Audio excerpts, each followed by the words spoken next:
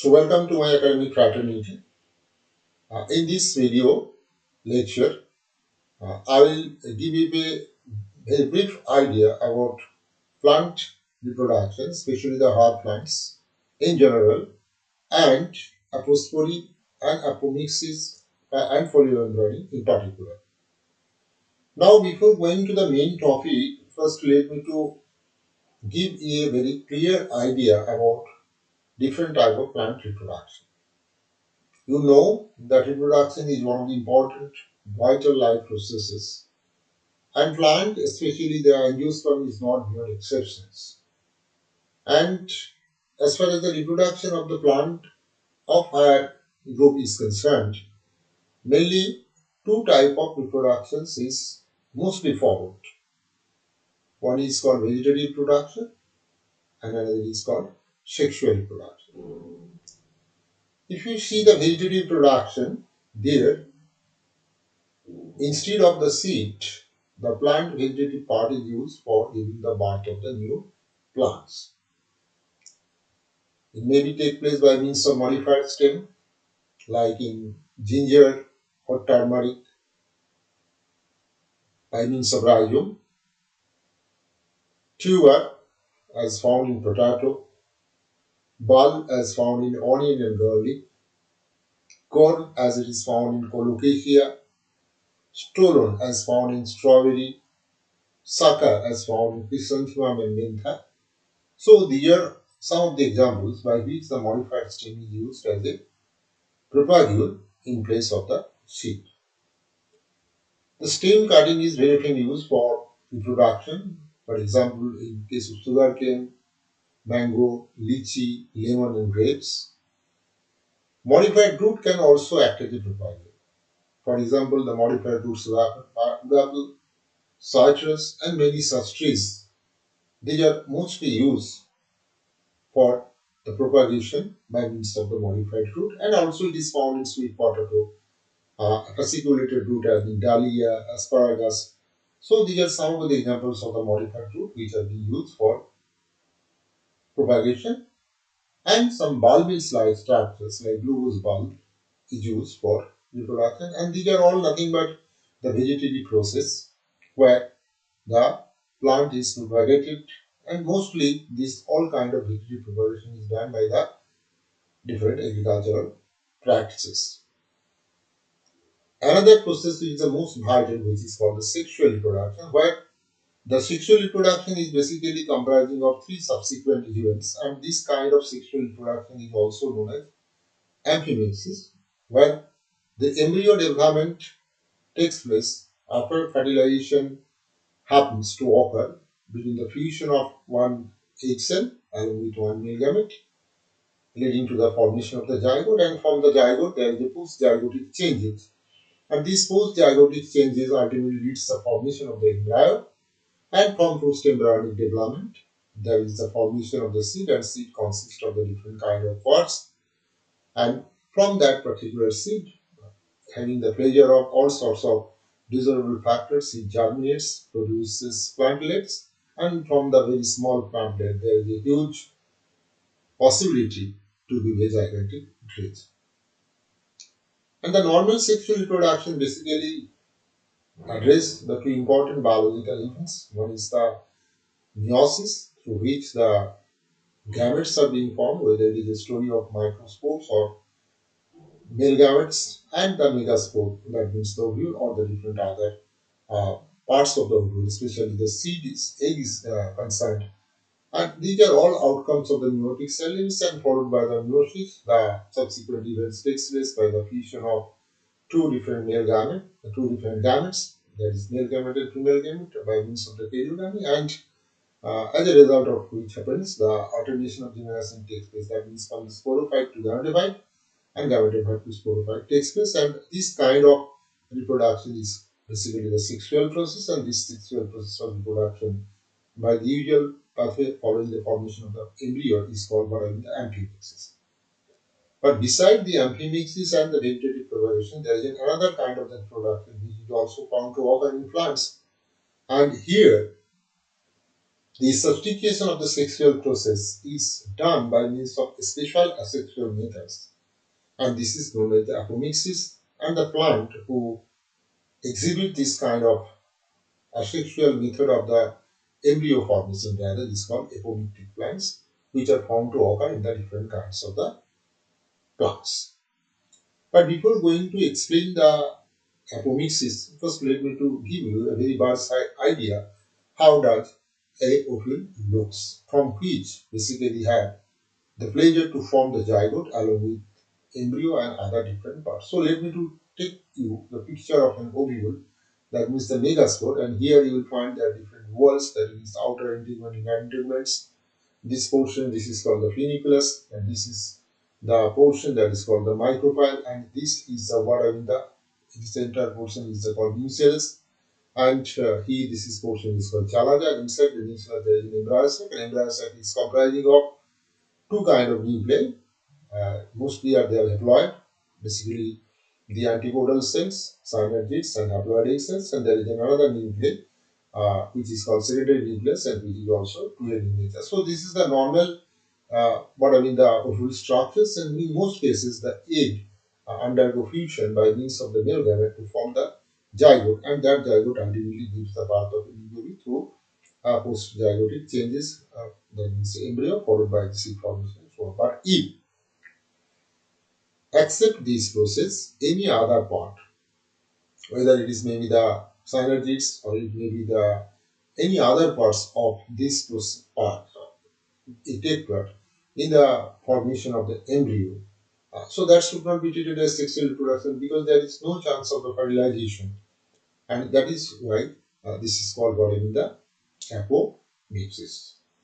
Now, you just think over the matter. So, as far as the apomixis is concerned, apomixis is simply the substitution of the usual sexual reproduction by form of asexual reproduction that neither address the meiosis nor the syngamy for embryo formation, which mostly occur found to occur in cases of normal sexual reproduction in these cases. So, apomixis basically comprising of the two parts. Apo means away from, and mixis means act of forming. So when the formation of the embryo with asexual means takes place, that means they are aware of the mixing of two different kinds of the gametes, then that is called the apomixis, and the seed that derives from the apomixis process is called what I mean the apomictic seed.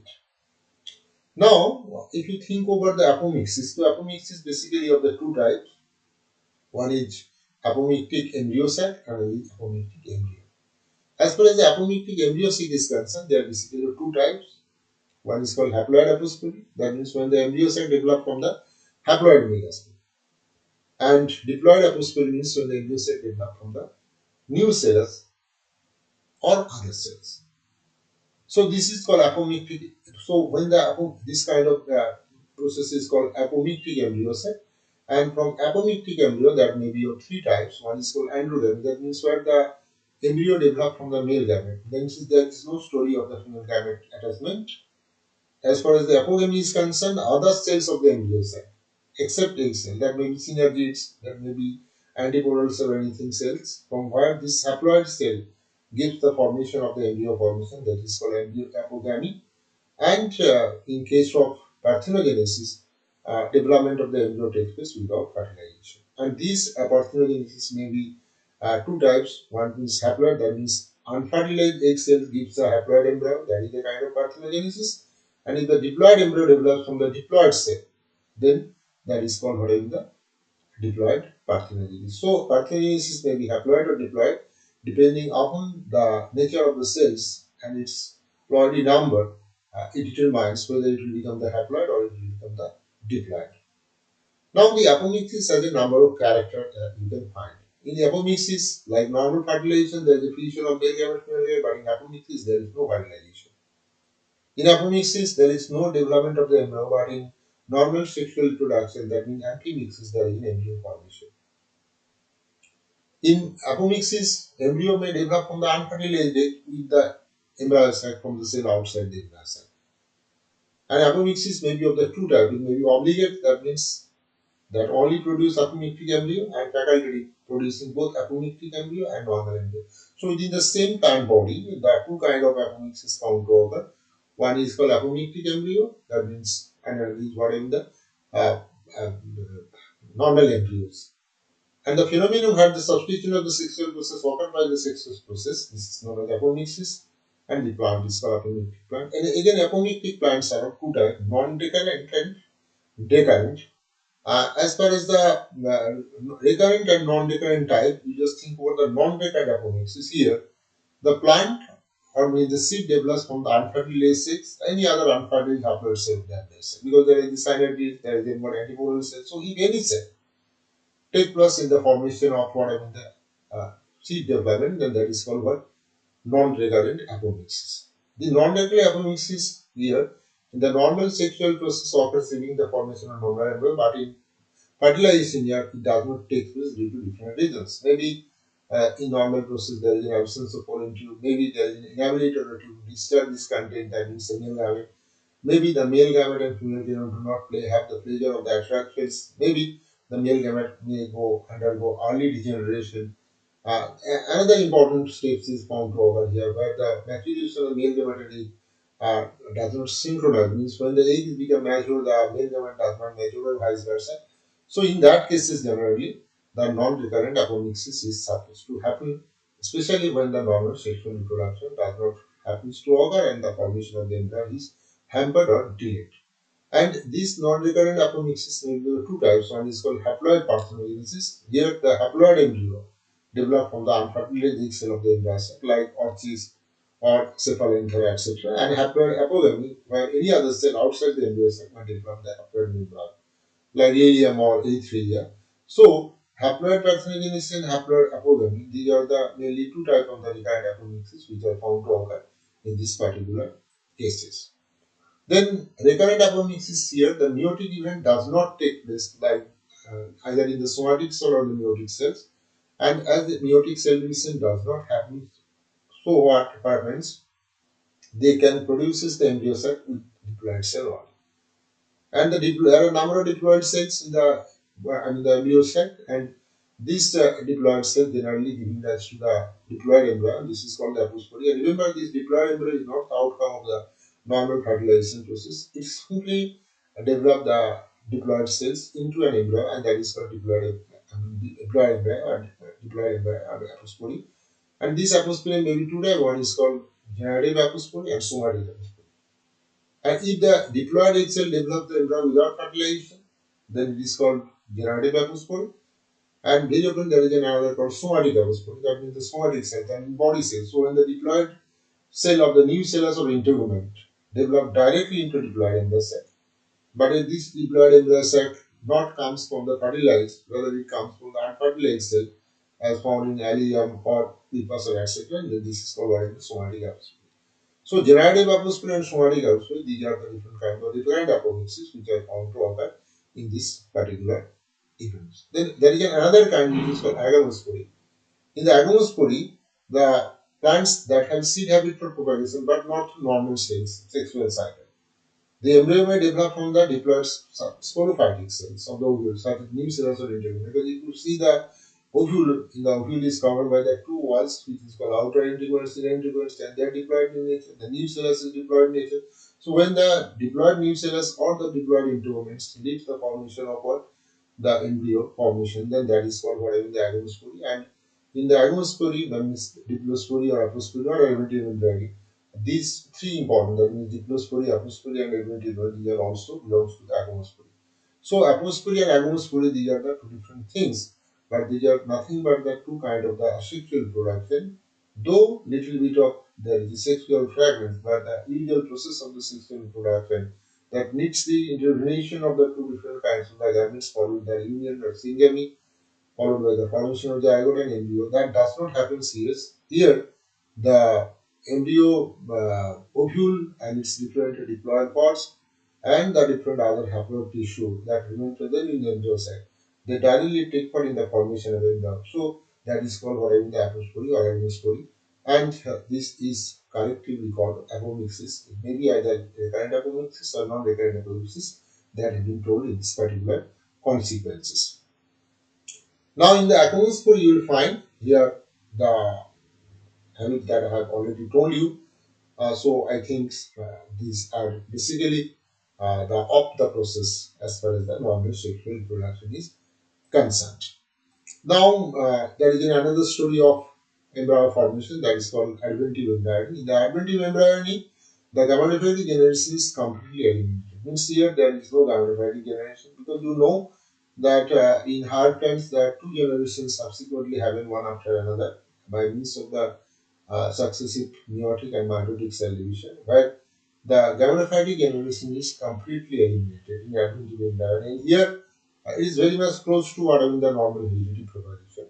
And as a result, the plant retain the seed of it. And in adventive embryony, the diploid embryo is generally developed from any diploid cell outside the embryo sac, but matures into the embryo within the embryo sac. It is a little bit of different because the embryo generally developed within the embryo sac, but if the any embryo is formed from any diploid cell, but the embryo may develop within the embryo sac by some unusual process. So that is called what I mean the adventive embryology. So the zygotic embryo regenerates or couples with the apomictic embryo, and which is found to occur in the different kinds of plants like citrus, mango, and many other angiosperm plant. Now there is another important aspect which is polyembryony. So polyembryony means you just see that poly means multiple, embryo means formation of different type of embryo. So when any particular events there is an number of multiple embryos formed, that means supernumerary embryo formation takes place in the seed, and consequently similar progenies are developed from that super embryo debris, like it may be singlet, duplet, triplet, quadruplet, quintuplet, sextuplet, etc. So multiple embryo formation takes place, and these multiple embryo formations is referred as for the polyembryonic condition. Though it is quite unusual, but this kind of unusual events very often found to occur in the hard plants, and you know the exception is the law of nature. So polyembryony is a kind of exception, but still it is present. And this kind of polyembryony, different types are there. It's really like see new cell embryo structure, which is mostly what I mean the diploid. However, formation of multiple embryo from the cleavage of the true embryo is also found to occur in certain cases. And the degree of polyembryony influences the prolent source and other environmental factors. Obviously, different other genetical points it also to be noted down whenever we try to account the polyembryonic conditions and so on. And these polyembryony have a lot of the importance as far as the reproductive biology of the plant is concerned. And these polyembryonic conditions generally have abnormal features, and these abnormal features are still now found to occur near around 255 genera and distributed among 150 families. So, though it is exhibited as the unusual phenomenon, but still it is not very uncommon. The number of the reported figures of polyembryony 25, 255 genera distributed across 150 families can speak enough that polyembryony, though it is an unusual, but it is not very unusual and exceptional as this kind of the features are found to occur in different consequences. So this is the chart of the different kind of the polyembryony which is found to occur in this particular consequences. Now the polyembryony may be of the basically two types, true polyembryony and false polyembryony. True polyembryony means what? When the embryo are developed in the same embryo sac, multiple embryo. True polyembryony and false embryo means when more than one embryo develop in the embryo sac inside the ovum and not within the embryo sac, then this is called false polyembryony. And polyembryony may develop seeds of the following methods, like cleavage polyembryony, as is found to occur in the cleavage of the zygote, where the zygote cleavage leads the formation of more than one embryo. And this is very clearly found to in Nymphia, Nicotiana, Erythronium, etc. Embryo from the other embryo cell, either found in starters, that embryo may develop from the new cells, as found in Mandifera indica of Anacardiaceae. The embryo may form from the endosperm, as is found in Balanopoda. Embryo may develop from the synetes, that is found in Cyridelia, Cyridipolia, Antismetici. And embryo may comes from the antipodal cell, as is found in Albus American of Albus. So these are the different kinds of the polyembryonal conditions which are found to occur as far as the angiosperm plants are concerned.